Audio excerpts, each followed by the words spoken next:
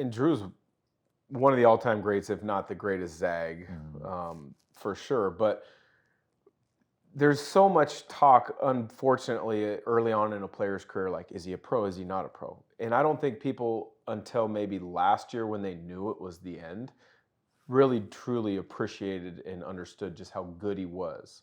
Would you agree with that? Because people are always projecting out this guy's going to be here for 2 years. I think I think that's the case with a lot of dudes, Dan. And maybe Drew's at the top of the list now. Maybe he was appreciated, maybe he wasn't.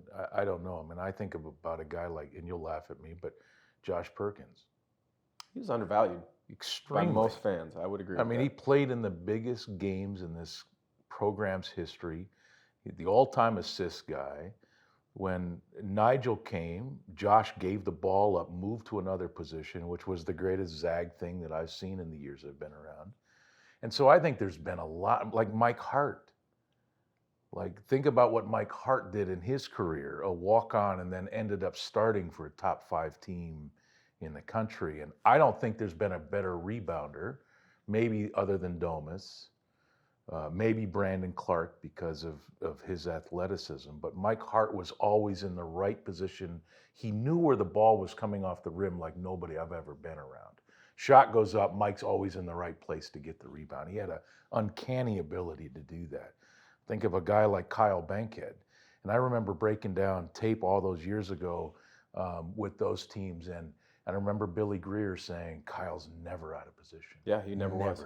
Ever out of position. So I think there have been a lot of guys. Drew, just the most recent. Drew, because he rose to such national acclaim, All-American.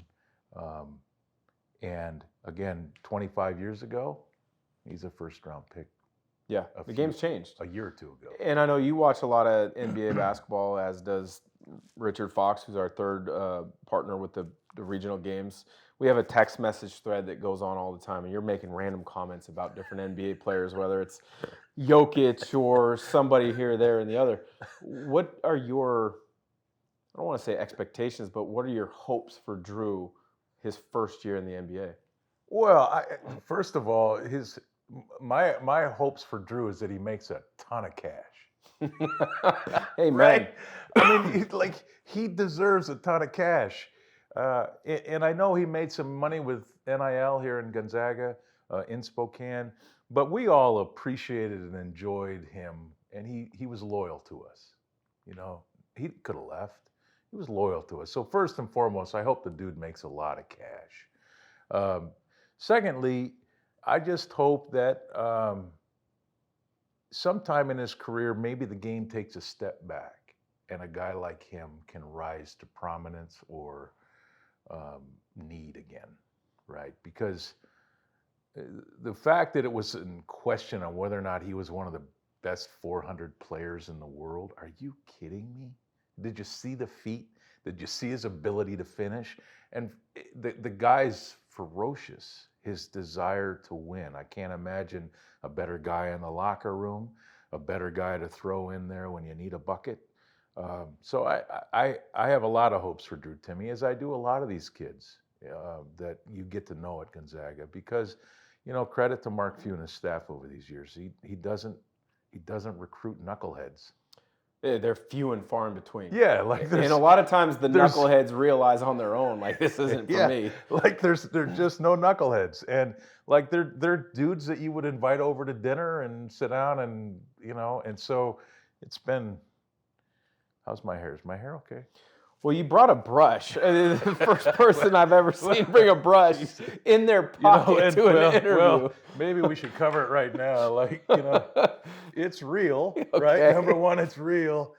It's you know, it's somebody told me the other day, like, Heister, so when you go on the air, you ought to like give it a little push like this, just to make people think that it is a piece. But, you know.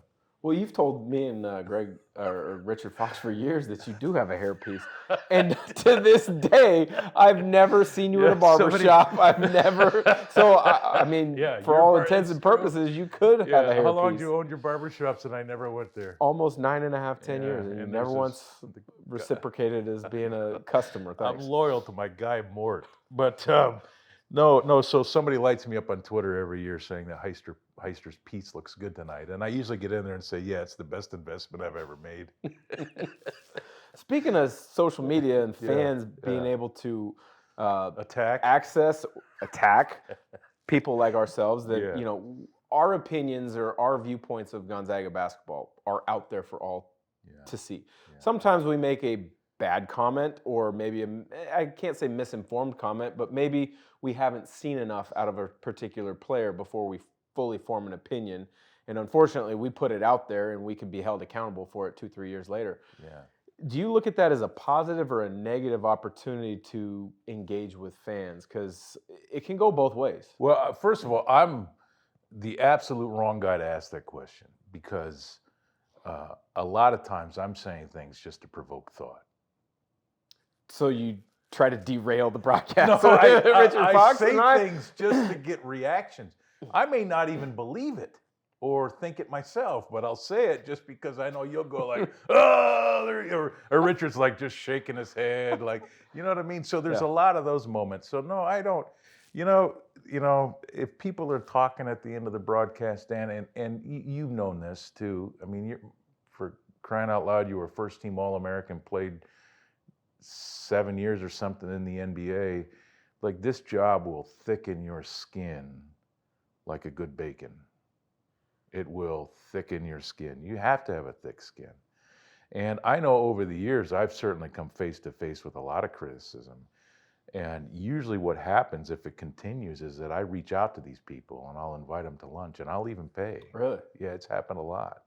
So that we'll sit down and we'll talk things over so that they understand, like, I can deal with and I'll tell them, I can deal with your criticism, but get to know the guy that you're criticizing first, because it's really easy for you to sit out there in a black space and attack people that you've never met. But understand that, the person's real, the person's got whatever. And so it's crazy how a lot of times that just de-escalates a lot of that stuff. First and foremost, I love the Zags, right? We're on a Zag broadcast. So, like, love me, hate me, whatever, like, I'm one of you. I'm on the team. Yeah. Well, you just opened yourself up to a lot of extra criticism if fans know that, hey, if I say something, he's going to invite me to lunch next week. So you might have to ask KHQ for a raise this next year. Well, it's who knows, but it's all good.